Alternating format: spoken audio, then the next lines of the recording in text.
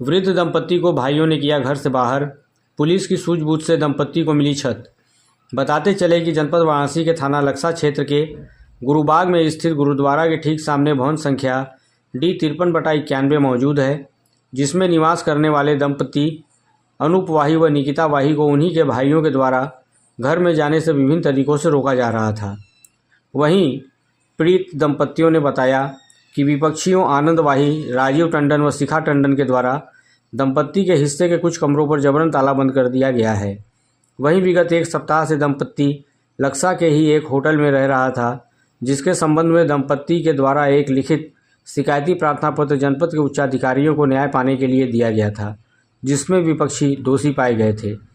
वहीं आज मंगलवार को दंपत्ति जब अपने अधिवक्ताओं के माध्यम से घर में गया तो विपक्षियों के द्वारा पीड़ित दंपत्ति के साथ अभद्र व्यवहार करते हुए घर से पुनः भगाया जाने लगा, जिसकी शिकायत डायल 112 पर करने पर मौके पर पहुंची पुलिस के द्वारा दोनों पक्षों को थाना लक्सा लेकर आई, जहां मौजूद थाने के उप निरीक्षक के द्वारा दंपत्ति को पुनः घर में प्रवेश कराया गया।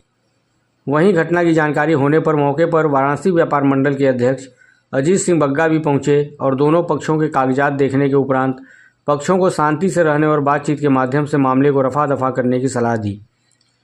कहीं पर बंटवारे की बात आ रही है, कहीं कुछ आ रही है, तो अब इसको विस्तार से बैठ के समझना पड़ेगा। अनूप जी, आप बताइए क्या पूरा मामला है? सर, ये 1901 से बाई बिल सब जो है ट्रांसफ़र होती जा रही है प्रॉपर्टी।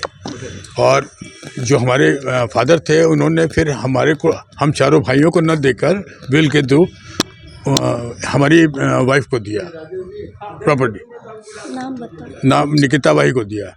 अब उसके बाद ये लोग कह रहे हैं कि हम लोग सुलहनामे से मालिक हैं। हम एक आपका जो है 89 में पिताजी ने बिल लिखी, लेकिन बिल जो है वो 2007 में हुई, जब उनके मर गए हैं तो उसके बाद ओपन हुई, तब से वो अप्लीकेबल हुई। उससे पहले वो अप्लीकेबल नहीं थी।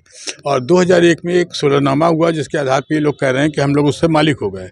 उसमें एक कंडीशन लगी हुई थी कि अगर आप सुलहनामे के आधार पर किसी बिल्डर को अगर आप प्रॉपर्टी को बनाने के लिए नहीं देते हैं, वो बना के आपको निर्माण करके देगा, तब आपको 1616 वो प्राप्त होगा।